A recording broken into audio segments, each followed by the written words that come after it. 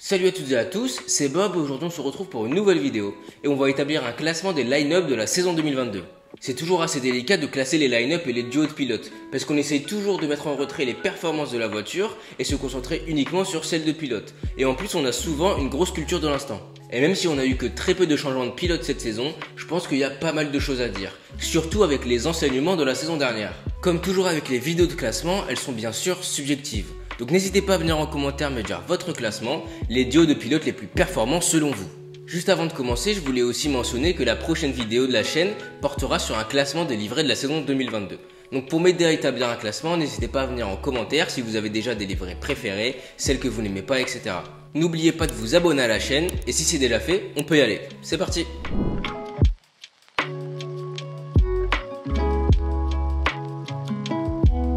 On va commencer par la 10e place et je pense que ça va choquer et surprendre personne de dire que pour moi le pire duo de pilotes de la grille est celui de Haas qui aligne pour une deuxième saison consécutive Mick Schumacher et Nikita Mazepin.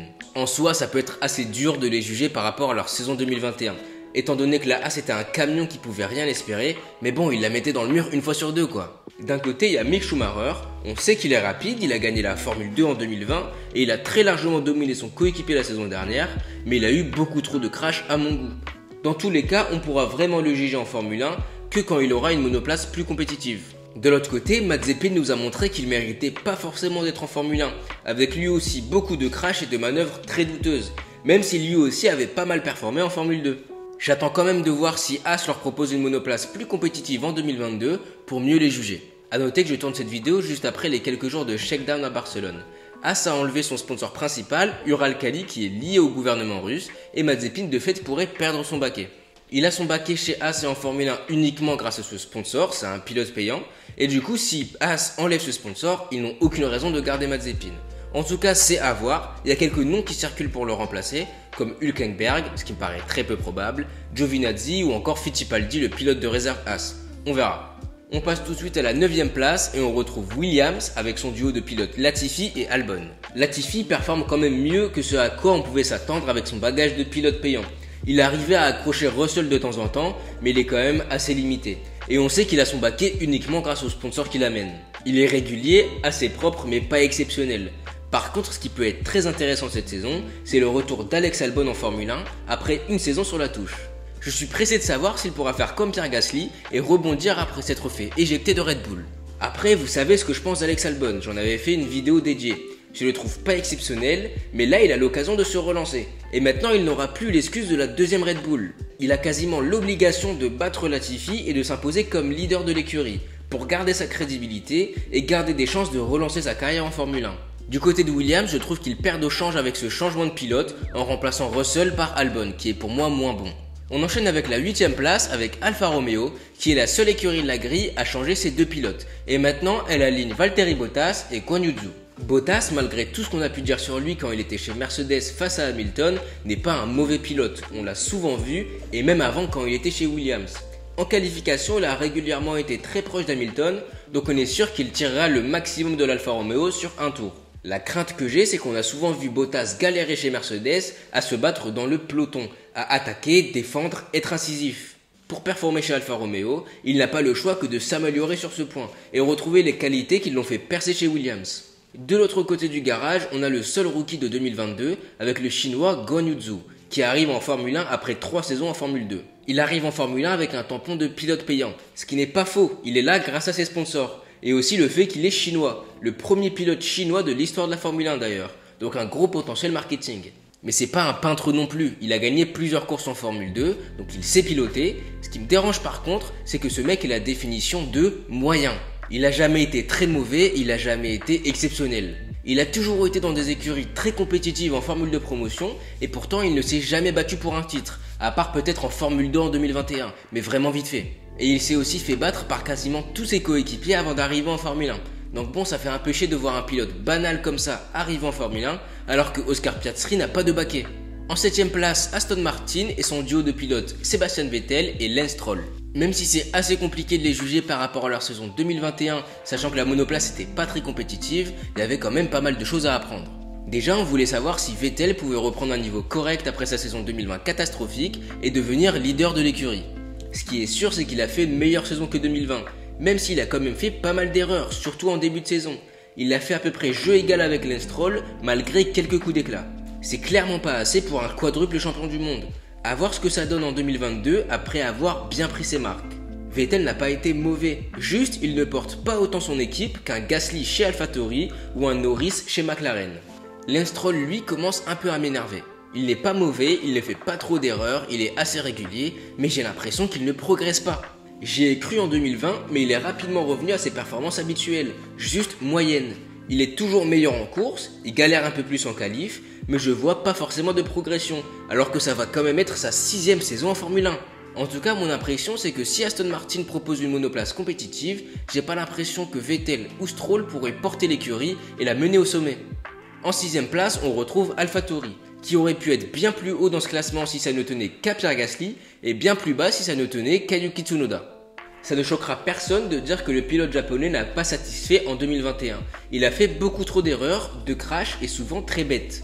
Il s'est fait atomiser par son coéquipier. En qualif comme en course, il était vraiment à des années-lumière, alors que l'AlphaTauri était vraiment très performante.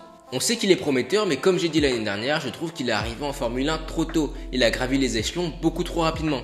2022 sera vraiment un juge de paix pour lui. Il faudra vraiment qu'il règle ses petits problèmes et ses crashs, parce qu'on a pu voir de temps en temps qu'il était assez rapide. Et aussi parce qu'il y a plusieurs pilotes de l'académie Red Bull qui commencent à toquer à la porte. Gasly, lui, est vraiment super impressionnant depuis son retour à AlphaTauri. C'est le leader de l'écurie, il va toujours chercher les gros points, fait des qualifications de folie, et même s'il a eu pas mal de malchance, c'est vraiment lui qui porte l'équipe. Et avec lui, AlphaTauri peut être sûr que sa monoplace sera exploitée au maximum de son potentiel. En 5ème place, et ça pourrait en surprendre plus d'un, pour moi c'est McLaren. Je mets McLaren ici surtout par rapport à la saison 2021 compliquée de Daniel Ricciardo. Si on part du principe qu'il reprend son niveau de chez Renault ou Red Bull en 2022, je les mettrai bien plus haut. Mais tant qu'on n'a pas cette réponse, je peux pas les mettre dans les 4 premiers. Et ce, même si Norris est très performant et porte l'équipe. Il a vraiment atomisé son coéquipier en 2021, surtout en début de saison, et il se battait régulièrement pour des podiums. Même s'il m'a beaucoup impressionné en 2021, je trouve toujours que Norris est assez surcoté, et qu'il n'est pas du même calibre qu'un George Russell, qu'un Charles Leclerc ou qu'un Max Verstappen. Mais il a toujours l'occasion de me montrer que j'ai tort. Il vient de prolonger chez McLaren pour être leader de l'écurie pendant encore plusieurs saisons, donc c'est sûr qu'il aura l'opportunité de me montrer ce qu'il vaut vraiment, et on pourra savoir s'il peut vraiment se battre pour des victoires et le titre. En 4ème position des meilleurs duos de pilotes, je mets Alpine, qui aligne pour une 2ème saison consécutive Fernando Alonso et Esteban Ocon. Déjà pour commencer, avant de parler de performance, beaucoup s'attendaient à ce que ça se passe assez mal entre les deux pilotes, surtout vu la réputation d'Alonso.